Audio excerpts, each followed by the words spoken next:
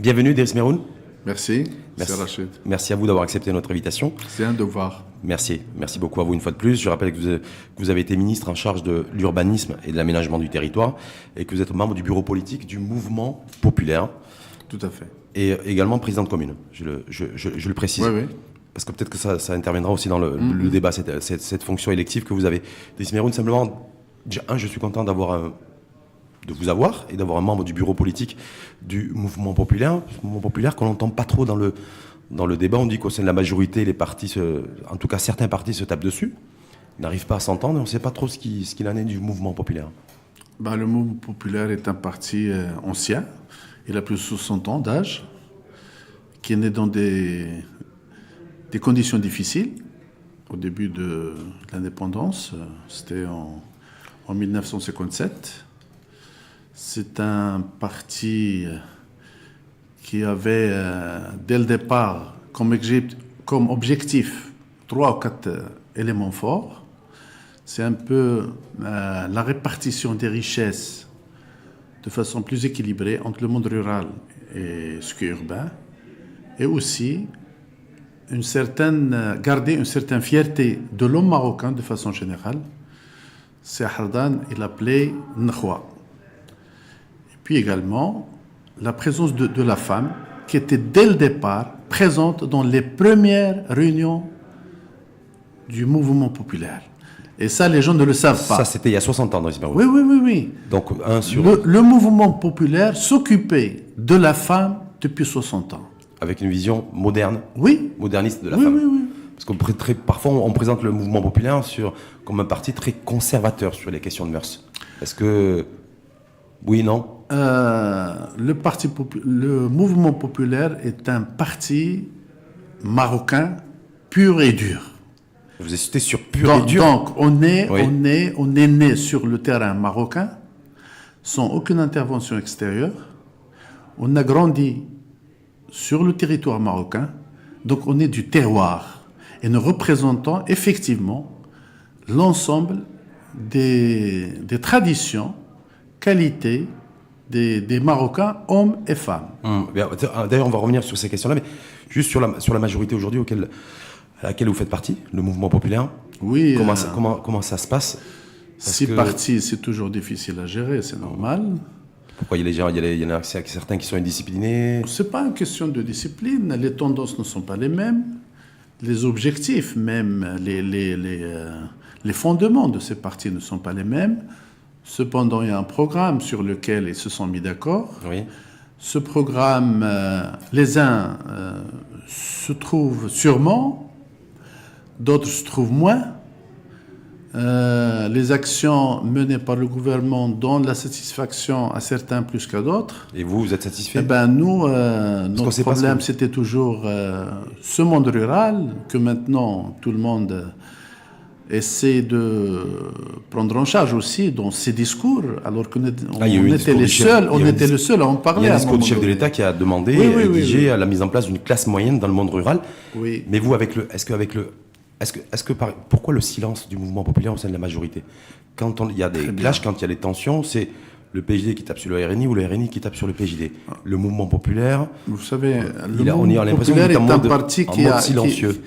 Qui est connu pour la sagesse, qui est connu pour son tact, beaucoup plus allant vers la conciliation et la recherche des solutions que d'échanger des paroles ou de taper les uns sur les autres. Nous évitons cela.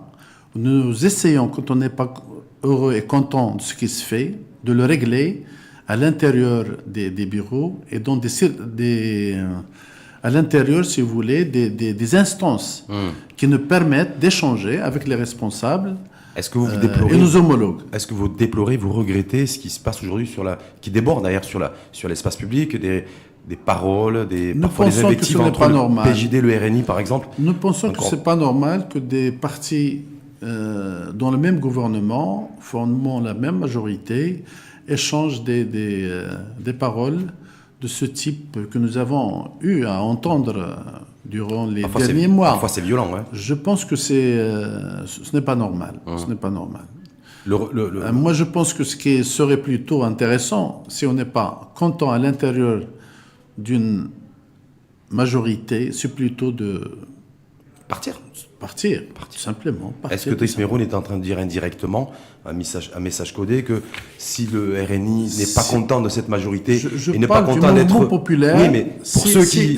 vous êtes content, le mouvement populaire, il est à l'aise, il se sent bien dans cette majorité. Au moment où on ne serait pas écouté, au moment où on ne serait pas en mesure de réaliser un certain nombre d'actions prévues dans nos programmes, nous n'avons aucun problème à partir. Ça vous pose aucun problème? Aucun problème. Et ceux qui ne sont pas contents, qui manifestent leur mécontentement et qui restent, qu'est-ce que Moi, vous je dites? parle de mon parti. Oui, donc ceux qui ne sont pas contents, si le jour où on ne serait plus content, nous devons partir. Et quand le chef de gouvernement, c'est Saladin Latmani, dit voilà, il est anormal que les partis de la majorité ne soient pas solidaires de l'action du gouvernement. Certains veulent s'approprier ce qui a marché et dire ce qui n'a pas marché, c'est la faute du PJD. Ça, c'est très mauvais. Ça, c'est très mauvais. Vous confirmez nous sommes partenaires. Nous faisons le travail ensemble. Les actions bonnes nous appartiennent tous et les mauvaises, nous supportons les conséquences.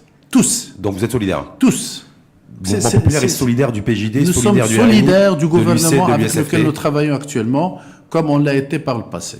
Donc vous êtes aussi responsable de ce qui n'a pas marché? Et s'il y a des critiques à faire, on les fera sur la table avec les différents intervenants autour de la même table. Alors il y a un dossier qui est réapparu, qui a fait l'actualité pendant très longtemps, et qui refait l'actualité, Ouais. et qui a divisé, fracturé, a priori, cette majorité gouvernementale, c'est l'adresse électronique. Oui. L'ICE pour les commerçants grossistes. Oui. Alors là, ça réapparaît aujourd'hui. On a même vu la CGM qui a pris la parole d'ailleurs en fin de semaine dernière en disant qu'il regrette la marche arrière du gouvernement, je cite. Et mouvement populaire là-dessus. Alors, mouvement populaire, qu'est-ce qu'il doit dire? Moi, je pense que c'est... Est-ce qu'il a une position déjà là-dessus? Attends. D'abord, c'est des lois qui ont été prises bien avant. C'est pas des lois de cette année. Ils rentrent en service. On en parle depuis 2019. 2014. On en parle depuis 2014. C'est des lois qui ont été votées bien avant. Bon. Moi, je regrette. Mais bien avant, le Ce que je regrette, était aux responsabilités. ce que le gouvernement, après avoir passé ces lois au Parlement les années passées, il devrait passer un genre d'information, de débat, de préparation des gens, de telle sorte que en 2019, tout le monde serait prêt à accepter ça. Mais on s'est têtu, personne n'entendait parler. À partir du moment où on a voté ces lois, personne n'entendait parler de ces dispositions. Est-ce que le mouvement populaire aussi a une responsabilité dans le Nous avons notre déficit aussi en responsabilité. communication? Nous Ouais. avons notre responsabilité. Parce que- Dans la mesure où nous sommes dans le gouvernement. Nous avons été dans le gouvernement qui a voté ces lois. C'est une bonne chose de faire ça. C'est des avancées. L'ICE pour les commerçants Oui, grossistes, pour vous, c'est une des bonne chose? avancées. Mais ce qu'il faut pas, ce qu'il fallait faire, c'est accompagner la procédure de la mise en place de la loi avec une certaine information et un débat, et puis préparer les gens afin qu'ils ne soient pas étonnés d'entendre en 2019 qu'ils sont tenus de faire apparaître ça sur les factures. Un ICE. Oui, c'est quoi? C'est une carte nationale. C'est la carte nationale carte de biométrique avec l'entreprise. un numéro, ouais. C'est la carte nationale de l'entreprise qui permettrait, bien sûr, à l'administration centrale de suivre et d'être informée et de faire des recoupements plus rapidement. Et donc du coup, pourquoi parce que je rappelle que le gouvernement auquel vous appartenez a reculé, a fait marche arrière. Il n'a pas passé la vitesse supérieure, mais il a rétrogradé et il a mis la marche arrière. Moi, je pense qu'il a bien fait. J'ai écouté la dernière émission qui était faite où l'invité regrettait Chez le gouvernement. Ahmed Kassal, la oui. semaine dernière, ouais. Moi, je pense que le gouvernement a bien fait parce qu'il faut une période d'information des gens, de formation des gens, afin qu'ils acceptent, en fin de compte, ayant la connaissance suffisante de ce qui est les cieux, à quoi il sert, comment on le fait, et tout ça, c'est dans le cadre, si vous voulez, d'améliorer notre comptabilité, d'améliorer notre manière de faire. Et surtout les finances et je publiques, pense que c'est un problème beaucoup plus d'information, de débat qu'il faut mettre en place au moment où on vote des lois il faut qu'on en discute. Il ne faut pas les enterrer. D'autant plus, ceux qui rentreraient en service dans 2 ans, dans 3 ans, il faut qu'on en parle dès maintenant. Il faut qu'ils soient préparés. Et préparer les gens. Est-ce que c'est le rôle et la fonction du politique de faire ça? Je pense que... Parce que j'ai l'impression qu'aujourd'hui, c'est la Direction générale des impôts. Attendez. Oui. Le gouvernement a pris la décision de mettre en place une loi. Il assume politiquement. Il assume sur le plan politique. Maintenant, les partenaires professionnels, CGM et autres, devraient également être dans le sillage du débat de ces textes-là qui sont tellement importants parce que la CGM pour notre société. La CGM était également au courant, c'est ce que tu es en train de dire. Oui, bien sûr, tout le monde était au courant. Ils sont au courant. Mais en fait, j'ai l'impression que tout le monde était au courant, Driss Meroun. Tout le monde était au courant. Mais comme c'est pas passé, comme ça a clashé, tout le monde dit, oui, il fallait communiquer, il fallait. La CGM, je le dis ici, ne communique pas assez avec les entreprises au Maroc. Il y a un groupe de personnes qui constitue, soi-disant, CGM, mais qui est déconnecté de ce qui se passe avec les autres. Nous sommes sur le marché depuis 40 ans, nous n'avons pas de contact avec CGM. En dehors de payer les cotisations, en dehors de ça, il n'y a pas de débat. C'est-à-dire que la CGM qui a dit il y a 2 jours, a regretté et condamné la marche arrière du gouvernement sur la mise en place de l'ICE. Vous dites en réponse, mais la CGM n'est pas représentative. Non, elle n'est pas représentative des entreprises, notamment les moyennes et petites entreprises. Et c'est ceux qui constituent 90% du tissu économique marocain. Et la DGI, vous en pensez quoi, vous, en tant que politique? La Direction Générale des Impôts? La direction parce que la Direction Générale des Impôts, ils ont l'impression... Mais écoutez, vous savez ce qu'ils ont un ministre, il ne travaille pas seul. Oui, mais la DGI... Un gouvernement, il a un outil, c'est son administration. Beaucoup d'observateurs avertis considèrent que le politique et que le gouvernement a lâché la DGI. C'est-à-dire que, voilà, quand ils ont vu que la tournure n'était pas ce qui était prévu et prévisible, avec des sit-ins, mais que le politique et le gouvernement a lâché la DGI, tout simplement. Les services des impôts ne travaillent pas seuls. Ils sont sous la tutelle d'un ministre. Et un ministre est politique. Donc, s'il y a une défaillance à l'intérieur de ce ministère, il en est responsable. Même s'il atterrit il y a 2 jours, c'est pas grave. Il est responsable. Le ministre de l'économie et des finances. Vous parlez du ministre de l'économie et des finances. Je parle du ministre de l'économie et des finances. Que ce soit Sima Chaboun, que ce soit celui qui était avant, c'est Boussaïd. L'administration, il y a la continuité, le gouvernement, il y a la continuité. On est responsable sur ce qui s'est passé, particulièrement en manquant la communication, en manquant d'informer, de former les gens à faire ce qu'ils devraient faire. Tout a été prévu. La rentrée en service était prévue en 2019, janvier 2019. Pourquoi on n'a pas fait la procédure nécessaire afin que les citoyens, afin que les entreprises, afin que les grossistes et les non-grossistes puissent être au courant depuis longtemps et se préparer à cela? Ce n'est pas une surprise. Quand une formation politique comme le RNI, pourquoi je parle de ça? Parce que vous faites partie de cette majorité gouvernementale, a demandé, ils appellent d'ailleurs la mise en place d'une loi rectificative du projet de loi de finances pour retirer l'ICE de la loi de finances. C'est une décision politique d'un parti politique qui fait partie de la majorité auquel vous êtes affilié. Alors, il ne peut pas retirer. En tout cas, il ne l'a pas retiré. Il appelle à son retrait, en tout cas. Alors, s'il la retire, il la présente au Parlement. C'est le Parlement qui fait retirer une loi. Ce n'est pas le ministre. Il peut ne pas l'appliquer, oui, mais il ne peut pas la retirer. Il faut la présenter devant le Parlement. Est-ce que ça il y a 2 ou 3 jours, il y a une personne qui m'a dit le problème est réglé, il a été retiré. Il ne peut pas la retirer, il peut ne pas l'appliquer. Mais la retirer, c'est pas son rôle. Lui, il peut la présenter au Parlement. Et le Parlement décidera s'il faut la retirer ou pas. C'est pas à lui de retirer. Il faut la passer par la case Parlement. Oui, mais est-ce que c'est une loi, ça? Ça complique pas les choses d'avoir des partis politiques qui font partie de la même majorité et qui n'arrivent pas à s'entendre sur quelque chose aussi important que la mise en place de l'ICE, de l'adresse électronique. Moi, je crois que ce n'est pas que le problème du gouvernement en ce qui concerne des décisions de ce genre-là, des décisions économiques et sociales. C'est aussi la société. Il faut qu'on discute de ces choses-là. On n'a pas discuté assez. Et moi, ce que je reproche également au département des impôts particulièrement. La DGI. Oui.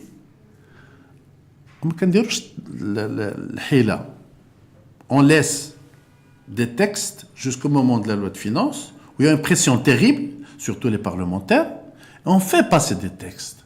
On n'a pas assez de temps pour étudier. On n'a pas assez de temps pour débattre. Mesurer les impacts. Et par conséquent, ce qu'on injecte comme élément concernant les impôts et également aussi bien direct que indirect est une mauvaise chose. Et chaque année, les parlementaires demandent à ce qu'on arrête ça, mais le ministère des Finances trouve que c'est le moyen le plus rapide, on fait le moins de débats, aussi bien sociétal qu'à l'intérieur du Parlement, pour passer des lois très rapidement. Donc pour vous, Driss Meroun, c'est le ministère, pas de manière à ne pas nommer, simplement le ministère de l'économie et des finances de ces dernières années, y compris là, de 2018-2019, qui est responsable. J'ai fait 15 ans au Parlement. J'ai fait 15 ans au Parlement. Oui. J'ai fait 15 ans au Parlement. Vous avez été député pendant 15 ans. Pendant 15 ans. Et chaque fois, c'est le même problème qui se répète.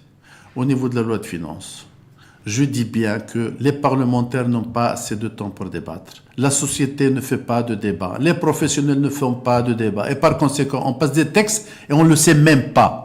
Il y a beaucoup de parlementaires qui ne savent même pas qu'il y a des textes. Ce texte-là est passé. Ils le savaient même pas. D'accord. Donc c'est quoi? C'est la légèreté politique, de l'amateurisme politique, Moi, je crois l'ignorance politique. On doit prendre les choses beaucoup plus au sérieux. Tout simplement, soumettre au débat des textes qu'on va présenter au Parlement, qu'on va présenter. Avant de les présenter, il faut qu'on en parle. Il faut que la société parle de ça. Il faut que les professionnels parlent de ça avant de venir au Parlement. Je crois savoir que le mode de fonctionnement, le mode opérationnel, c'est un débat d'orientation budgétaire qui se tient tous les ans au mois de mai, juin, juillet. Oui, mais très sommaire, là. On vous informe si vous voulez, des estimations qui vont être... projections, quelques contraintes, c'est tout. Donc, c'est très sommaire. Ce n'est pas les textes, on ne présente pas les textes. Parce que peut-être que cette période-là de débat d'orientation budgétaire, c'est propice justement à ce que, ou ça aurait été propice pour ouvrir ce débat-là. Oui, moi je pense que lorsque le ministère des Finances particulièrement a l'intention de faire passer des lois qui touchent notamment la fiscalité, il faut qu'il en fasse la connaissance à la société, aux professionnels, durant l'année, au cours de l'année, que le débat se fasse avec les professionnels. Et les professionnels, n'est qu'un endroit professionnel. Ce n'est pas que le CGM au niveau du sommet. Il y a le reste. Il y a 90% des sociétés marocaines qui ne sont pas au courant de ce que se fait la CGM. Mais en même temps, je crois que grosso modo, il y a à peu près 520 000 entreprises recensées dans notre pays. Est-ce que la DGI peut parler avec 520 000 entreprises? Non, mais il y a une... C'est pour ça que je me dis... Écoutez, nous avons 34 millions de Marocains. Quand il y a des textes à débattre, il y a une approche pour faire le débat des textes. Moi, je crois qu'on peut le faire au niveau des régions, on peut le faire à la télévision, on peut le faire à la radio, on fait à travers les médias, c'est ce qu'on est en train de faire. Ça, c'est un débat utile. Mais est-ce que pour vous, le fait que l'adresse électronique l'ICE soit aujourd'hui extrêmement politisée, est-ce que vous considérez qu'il faut absolument dépolitiser cette question-là pour pouvoir avancer tel que c'est, parce qu'autrement on risque d'être, à mon avis, continuer à rester embourbé dans ça pendant encore de longues semaines et de longs mois. Vous savez, si on ne fait pas attention, ce petit problème risque d'entraîner d'autres problèmes avec lui. On se trouvera avec une situation semblable que celle de la France. C'est-à-dire de les gilets jaunes. Donc, moi, je crois qu'il faut régler ce problème. C'est une bonne chose de suspendre.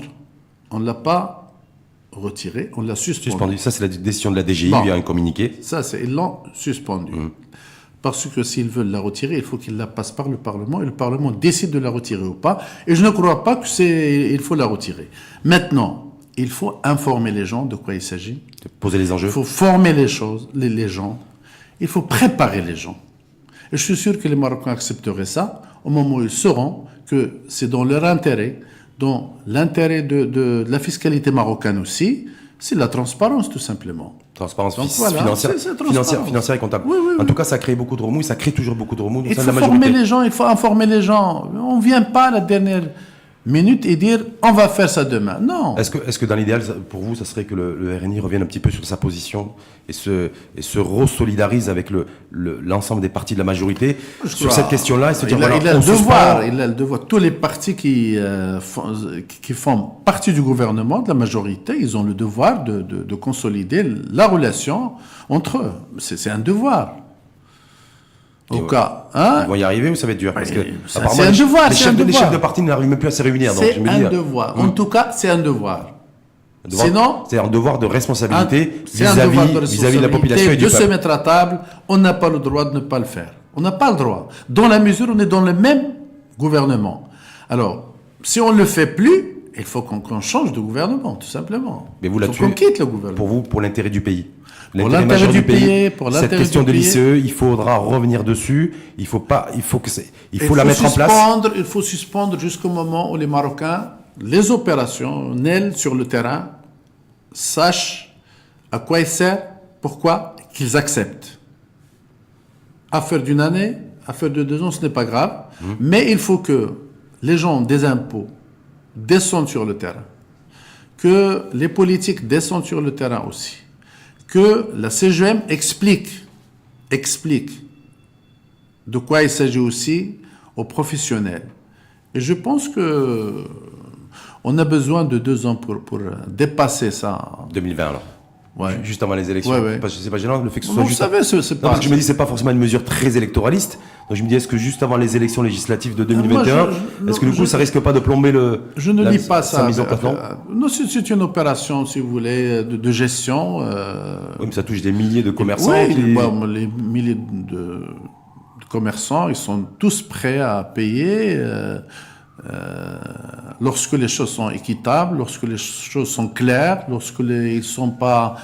ils ne se sentent pas mal menés, tout simplement. Il faut que les gens de la fiscalité regardent un peu les citoyens marocains aussi comme des citoyens honnêtes, qu'ils contribuent à renflouer les caisses de l'État et qui sont des citoyens honnêtes comme tout le reste. On n'est pas présumé coupable, vous voulez dire. En fait. Oui. C'est le changement de regard et de perception, un petit peu de la DGI sur la population, sur les entrepreneurs. Les Marocains sont honnêtes. Sont honnêtes ? Oui, ils sont honnêtes.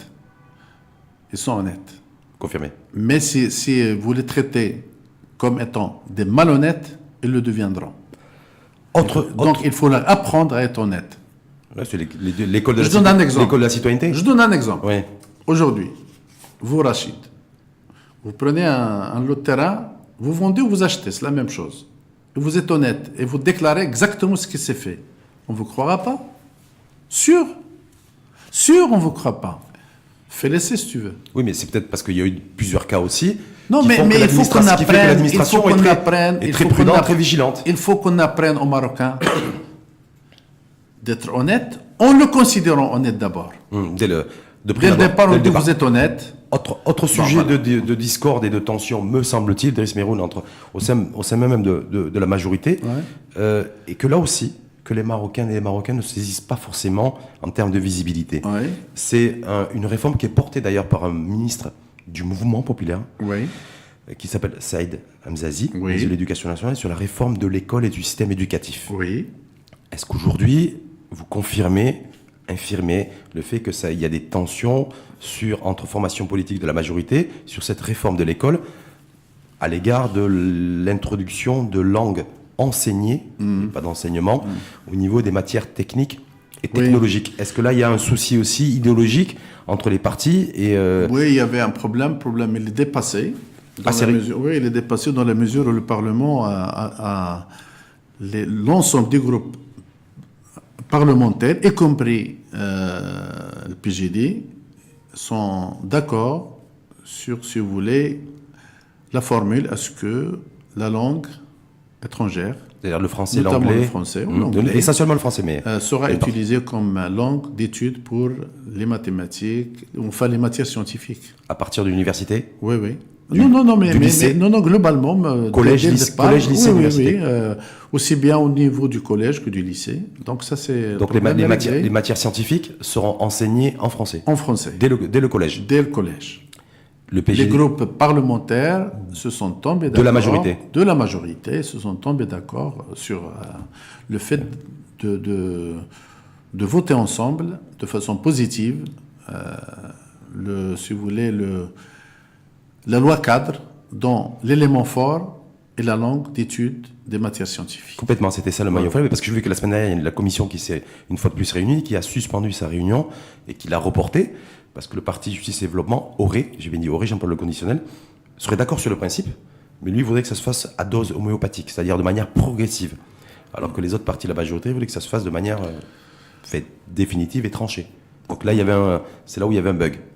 Non, en tout cas, nous a rapporté, le président du groupe nous a rapporté, on était en réunion du bureau politique il y a 2-3 jours. Oui. Il nous a donc informé que la majorité se sont tombés d'accord, y compris le PJD sur... Donc, introduction du français pour les matières scientifiques, les mathématiques, collège, lycée, université à partir de la rentrée 2019. C'est la façon dont nous avons étudié nous-mêmes. Et vous en l'occurrence? Oui, oui. Donc, en fait, on a étudié les mathématiques et tout le reste en français, donc il n'y a pas de problème. Et nous arrivons à nous exprimer en arabe assez bien, donc et puis, c'est pas parce que... Et puis vous sentez marocain, oui, bon, marocain à part entière, et non pas un marocain à part, parce que des fois il y a des formations politiques, on dit que c'est une atteinte à l'identité marocaine que d'apprendre certaines matières avec une langue étrangère. L'identité n'étant pas liée tout simplement à la langue d'étude des mathématiques, est-ce que ce sera l'arabe ou le français ou l'anglais, hein. On peut l'étudier avec n'importe quelle langue, mais je resterai, tu resteras aussi marocain, quelle que soit la langue utilisée pour l'étude de ces... Et quand un parti politique comme l'Istiqlal dit non, nous on est opposés, il faut pas, ça peut être très nocif pour la société marocaine et pour l'ensemble des Marocains que d'adopter des langues comme ça étrangères d'enseignement à l'école. Vous en pensez quoi, vous? Écoutez, nous sommes en train de former l'homme de demain qui doit être en mesure de parler plusieurs langues, de sentir plusieurs langues, les sentir, pas tout simplement les parler, les sentir. Également de pouvoir rester ce qu'il est. Il est marocain, il restera marocain, quel que soit le nombre de langues qu'il étudie, quelle que soit la façon dont il étudie, il restera marocain. Donc c'est un faux débat? Moi, je pense vraiment que c'est un faux débat. Vraiment. De toute façon, c'est un débat qui a pris énormément de temps. Au moment où on a mis en place le mithaq ديال التعليم في la COSEF, qui était présidé par le conseiller de Sa Majesté, que Dieu ait son âme, c'est Belfri. Le même sujet a été traité pendant des mois et des mois. Parce que ça fait 20 ans qu'on parle de la même chose. Ça fait 20 ans qu'on raconte la même chose, et de toute façon, nous sommes tenus de laisser nos enfants s'ouvrir sur l'ensemble des langues. Le fait d'étudier les mathématiques en français, c'est une manière de leur accorder des facilités au niveau de l'université. De les outiller, parce que... Moi, j'aurais aimé que nos enfants étudient les mathématiques plutôt en anglais que le français, dans la mesure où actuellement c'est la première langue internationale, c'est la langue la langue de la recherche, la langue de la science. Donc, où est-ce qu'il est le problème? C'est nos enfants étudier en anglais. Ils auront sûrement plus de facilité, ils auront plus d'accès à la recherche, ils auront plus de moyens, ils seront mieux armés, tout simplement. Pour arriver sur le marché de l'emploi. Ceci étant, il faut renforcer la formation de nos élèves en arabe. Il faut que la langue arabe soit bien respectée, d'ailleurs la Constitution est claire sur ce sujet. Je ne peux pas dire plus que ce que la Constitution a prévu. Mais parce que par rapport à ça, vous avez parlé de formation, il y a aussi la formation professionnelle, parce que maintenant, effectivement, la question des langues, vous dites qu'elle est réglée, elle sera réglée. Vous étiez en réunion du bureau politique du mouvement populaire là, il y a 2 jours, mais sur la formation professionnelle, ça pêche.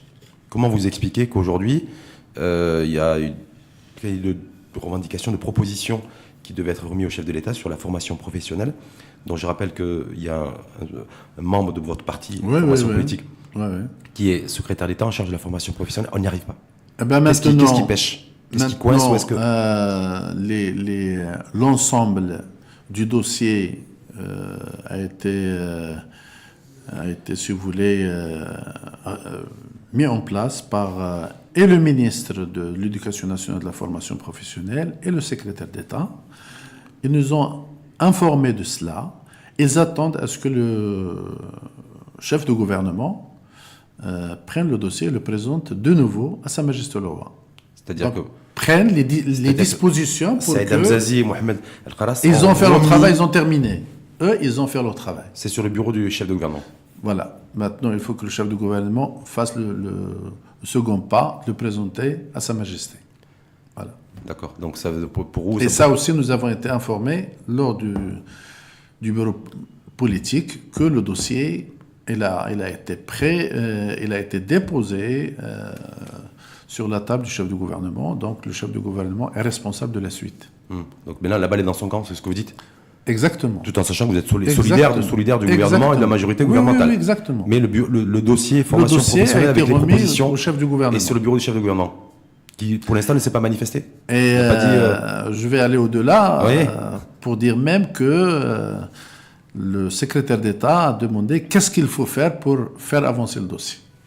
Ah. Et de demander au bureau politique qu'est-ce qu'il faut faire pour avancer le dossier, parce que nous, on a fait notre travail. Est-ce qu'il faut comment faire pour relancer Saladin Atouani pour qu'il bouge un peu dans ce sens? Exactement. Donc en tout cas, vous dites que les deux ministres du mouvement populaire ont fait leur travail, ils ont terminé, il est sur le bureau du chef du gouvernement, il a le devoir de faire le reste. De le présenter à Sa Majesté et de faire le reste. Sur la conjoncture économique, très brièvement là-dessus, Driss Meroun, parce que vous, je ne vais pas dire que vous êtes économiste, mais en tout cas, je suis ingénieur en génie civil et j'ai fait sciences politiques et j'ai fait comme spécialité la mondialisation. La mondialisation. Aujourd'hui, un pouvoir d'achat compliqué, qui se dégrade. Cherté de la vie, compétitivité, coût. Le Maroc, on a de plus en plus de mal face à une concurrence de plus en plus acharnée. Mondialisation oblige. On a des tensions au niveau du budget de l'État. On a du mal à collecter plus d'impôts, donc à dépasser ce fameux seuil des 200 milliards de dirhams de recettes fiscales collectées. On a des tensions, on a un recours à l'emprunt. Voilà. Grosso modo, un petit peu là-dessus. Est-ce que c'est le gouvernement de l'endettement du pays? Moi, j'ai un tableau où il y a les taux, le taux de croissance, le taux d'inflation, les besoins de financement, les endettements et tout ça. Bon, les endettements ne me font pas peur. Ce qui est dangereux, ce qui ne me fait pas peur, ce qui me fait le plus peur, c'est plutôt le chômage. Bien. Et en raisonnant à voix haute, l'année dernière, on avait 440 000 élèves qui ont fait le baccalauréat. Donc 440 000 élèves qui ont entre 17 ans et 20 ans. Notre espoir au Maroc, en ce moment, c'est de dépasser ou d'arriver au moins à 40% des élèves qui arrivent au baccalauréat. On n'est pas encore là. Je suppose qu'on est là. Je suppose qu'on est à 40%. Si les 40% sont 440 000 qui arrivent au bac, où sont les 60% qui représentent 660 000. Le total des deux, c'est 1 100 000. 1 100 000 qui ont donc entre 17 ans et 20 ans. Je ne compte pas le reliquat qui n'a pas été à l'école dès le départ. Donc j'ai 1 100 000 jeunes entre 17 ans et 20 ans qui arrivent sur le marché de l'emploi. Potentiellement. Voilà. Alors, je sais que, selon les données que nous avons, l'économie marocaine crée entre 100 000 à 120 000 emplois par an. Créé, pas net. Oui. On n'est pas sur du net. Oui. J'ai donc un stock qui s'enrichit chaque année d'1 million de jeunes. C'est ça ce qui me fait peur. Et c'est quoi la réponse politique? Maintenant, la réponse politique, il faut trouver du travail à ces gens-là. Une personne qui n'a pas de travail n'a pas de valeur, dans la mesure où il n'a pas de valeur ajoutée. Il n'ajoute rien à la société, il consomme. Donc, l'honneur de l'individu, sa valeur réside dans aussi ce qu'il produit. Et comme ces gens-là, ils ne sont pas encore dans le circuit productif, c'est le danger dont j'ai peur. Beaucoup plus que n'importe quoi. un jeune, je suis président de commune, j'ai des gens dans ma commune qui refusent même de parler. De parler. De parler avec vous. C'est des gens qui ont fait 5, 6 ans, 7 ans de chômage, qui ont déjà l'âge de 40 ans, de 45 ans, qui n'ont jamais travaillé. Ils ont un master, ils ont une licence. Qu'est-ce qu'on peut leur demander? Qu'est-ce qu'on va leur dire? Quand on est politique, qu'est-ce qu'on peut leur dire? Je crois que là, on doit être en capacité, lorsqu'on est politique et responsable politique, d'apporter des réponses. Oui, on ne peut être que positif. Et مقال en arabe dit أعلل النفس بالآمال أرقبها ما أضيع العيش لولا فسحة الأمل. Bon, je ne vais pas le traduire. Ces jeunes, on n'a pas grand-chose à leur donner en ce moment.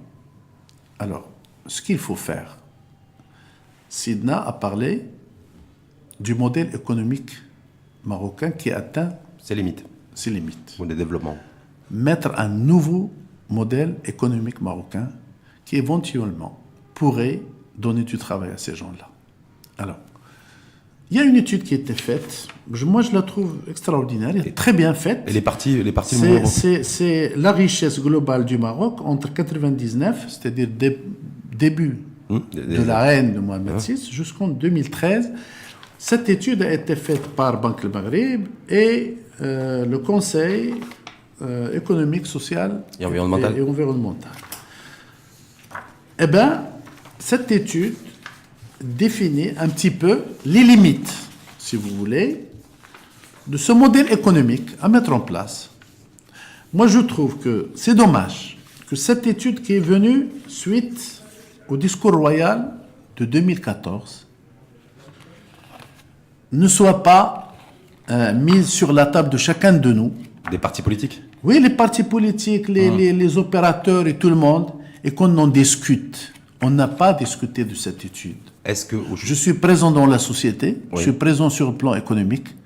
Je n'ai pas vu de débat sur ces propositions qui sont venues dans l'étude qui a pris du temps, de l'argent, et énormément de cadres marocains et étrangers ont contribué à la mise en place de cette étude. Je regrette ça énormément. Mais on a eu précédemment aussi le rapport de 51 qui avait été établi. J'ai examiné ça de plus près et je trouve qu'il y a tous les éléments, tous les ingrédients pour restructurer notre économie en la basant, en introduisant également le capital immobilier, immatériel dont le roi a parlé. Mais justement, moi là-dessus, le mouvement populaire, est-ce qu'il a fait une proposition concrète en matière de nouveaux modèles de développement? Parce qu'il se dit aussi que le PJD a voulu faire une offre globale de la majorité, mais que les partis de la majorité, y compris le mouvement populaire, auraient rejeté ça. Nous pensons que notre économie doit être repensée autrement. On l'a toujours dit. On a dit qu'il faut diversifier, dédensifier, aller vers les provinces éloignées, aller un peu dans les autres zones du Maroc. On a demandé également que l'économie du savoir soit mise en place. On a demandé également, si on voudrait créer de l'emploi, aller vers les régions et donner plus de moyens aux régions. Maintenant, Constitution a mis en place, il a mis en place la régionalisation avancée. Nous n'avons pas encore mis les moyens d'accompagnement de ce qui doit se faire. Il y a 14 milliards qui ont été budgétisés dans le projet de loi. Mais c'est rien, qu'est-ce que ça représente? Parce que vous avez été, c'est bien parce que vous avez été l'homme de la régionalisation, avec une réflexion sur l'aménagement du territoire. Voilà. Pourquoi ça bloque? Pourquoi aujourd'hui, ça fait un peu plus de 2 ans que vous étiez à la tête de ce ministère, aménagement du territoire? Pourquoi ça coince aujourd'hui? On a l'impression que ça avance pas suffisamment vite. Je vous assure que lorsque j'étais à la tête du ministère de l'Urbanisme et de l'Aménagement du territoire, j'ai visité un certain nombre de régions et j'ai établi des conventions de partenariat. État-région. Oui, pour mettre les moyens pour l'établissement des plans régionaux d'aménagement de territoire qui seraient à la base. Et c'est de là que tout se décline ensuite. Décline. Beaucoup de régions n'ont pas fait ça encore. Ils ont établi, il y a un certain nombre de régions qui ont établi leur plan d'action régional, mais pas sur la base de plans régional d'aménagement territoire qui est prévu dans la Constitution. Donc Et il leur donne une année. Le texte donne une année aux régions pour établir les plans régionaux d'aménagement territoire sur lesquels les plans d'action se déclinent. il y a un certain nombre de régions qui ont présenté ça au ministère de Il y l'Intérieur. a quelques-uns très rares. Casablanca. Très rares. Je ne sais pas, je n'ai pas suivi Rabat. après. Rabat, Vous avez été vice-président aussi de la Fès, région de Rabat. je peux vous dire, ils ont établi un plan d'action, mais le plan d'aménagement territorial régional n'est pas terminé encore. Mais ils ont quand même établi, ils l'ont utilisé, ils ont utilisé Comment la vous première. expliquez cette lenteur-là? Parce que très souvent, on met ça sur le dos de l'administration, la lenteur administrative, sur des Oui, bien procédures, sûr, mais là, c'est quoi? bien sûr, bien C'est sûr. de la Nous lenteur avons- quoi, politique? C'est que Nous avons mis en place les régions, mais nous n'avons pas encore mis jusqu'à présent les moyens humains qui mènent cela.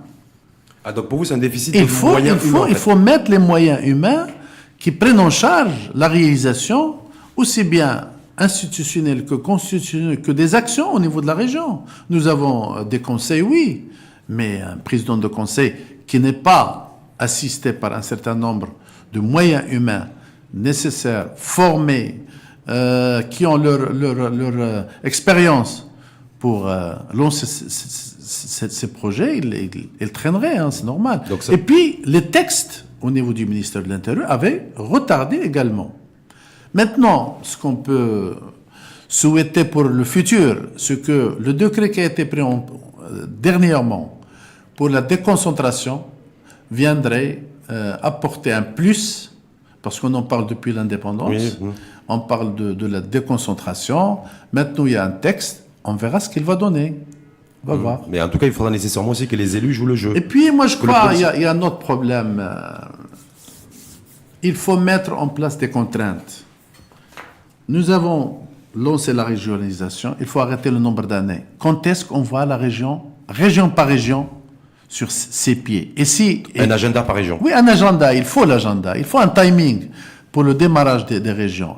Et au moment où la région ne démarre pas, il faut prendre les précautions. Et puis, la reddition des comptes, il faut le faire. Si vous n'avez pas fait que vous soyez ministre, que vous soyez président de région, que vous soyez wali, que vous soyez gouverneur, il faut que... Ça, c'est un principe qui est pris dans Si la le boulot- Constitution. si la mission n'est pas accomplie, qu'il y ait une sanction, qu'il y ait une réponse en tout cas. Oui, C'est ce que tu es en train de dire. il faut des sanctions. On va finir avec le mouvement populaire. Oui. Qu'est-ce qu'il y a à dire sur le mouvement populaire Je voulais dire الحركة الشعبية. Savoir un petit peu ce qui se passe. Mohamed Lansana, j'espère qu'il se porte bien. Oui, il se porte Voilà, très bien. il est, en Très tout cas, il bien. est toujours à la tête du parti. Oui.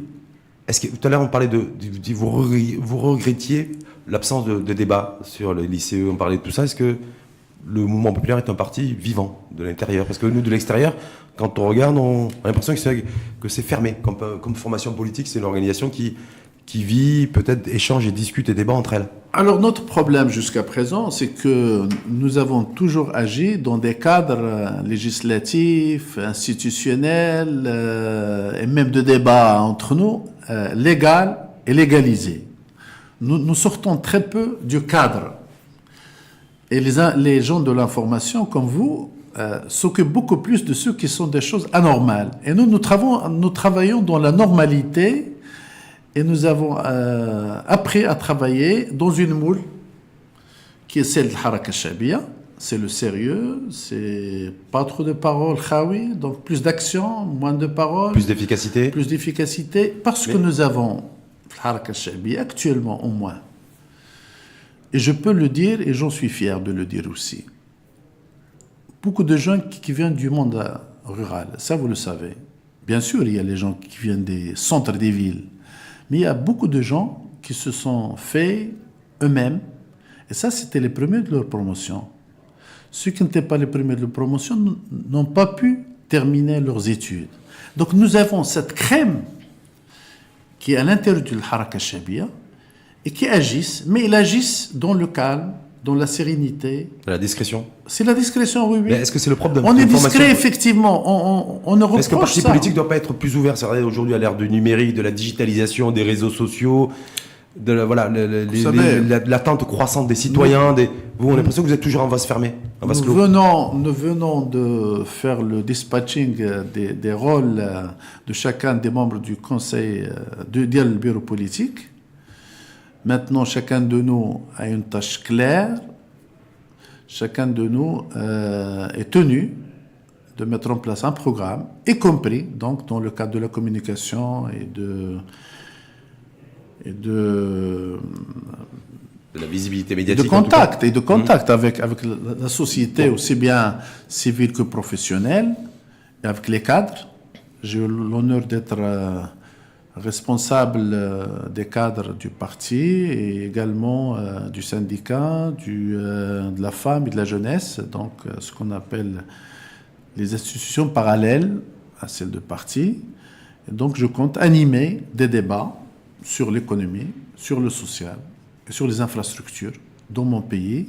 On aura à ce moment-là plus de possibilités d'inviter et les journalistes et les professionnels pour débattre de l'avenir de ce pays dans le cadre de ce qui était délimité pour, si vous voulez,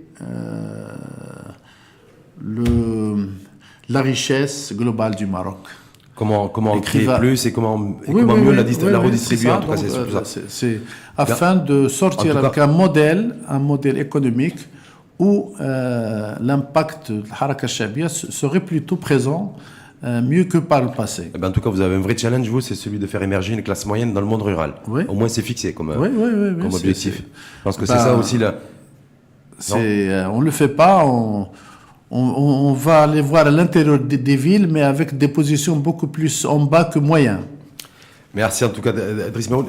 Est-ce que demain, vous serez à Rabat pour la grande réunion sur les délais de paiement? Parce que vous m'avez dit, j'ai écouté Ahmed Kassal, qui effectivement était ici je ne suis pas invité, tout simplement.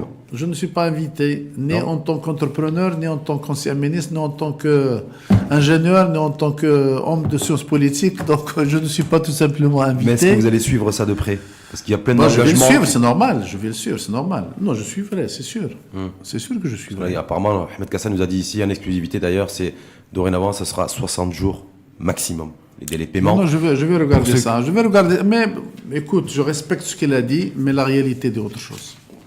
Je suis sur le terrain et le problème des paiements ne se pose pas à partir du moment où on dépose le décompte ou la facture chez l'administration. Il commence bien avant. Et c'est ça ce qu'il faut régler. C'est tout l'amont. C'est tout l'amont. Avant le dépôt. Qui est dangereux, qui est grave. Et c'est là où la corruption est très présente. C'est l'amont. En tout cas, on suivra ça de près demain. C'est la grande messe et grande réunion sur les délais de paiement à Rabat. À Rabat. Voilà. Non, donc, il serait à l'hôtel Hilton Je ne sais pas précisément où, mais en tout cas, c'est à Rabat. Il y a toutes les grandes institutions, tout le monde qui sera là, y compris la CGM. Très bien. Merci en tout cas à vous, Driss Meroun. Je rappelle que vous avez été ministre en charge de l'urbanisme et de l'aménagement du territoire et que vous êtes membre du bureau politique du mouvement populaire, en charge aussi de toute la partie communication, parce qu'on verra peut-être, on sera amené à avoir beaucoup plus Driss Meroun demain sur le terrain, entre autres aussi pour l'animation de débats. Je regrette une seule chose dans ce débat, on n'a pas eu assez de temps pour parler de l'aménagement territoire, parce que sans l'aménagement territoire, qui coordonne les actions des politiques de l'État, on n'aurait plus rien. Merci en tout cas, Driss Meroun. On refera ça la prochaine fois. C'est moi. Merci à vous et belle journée. C'est moi.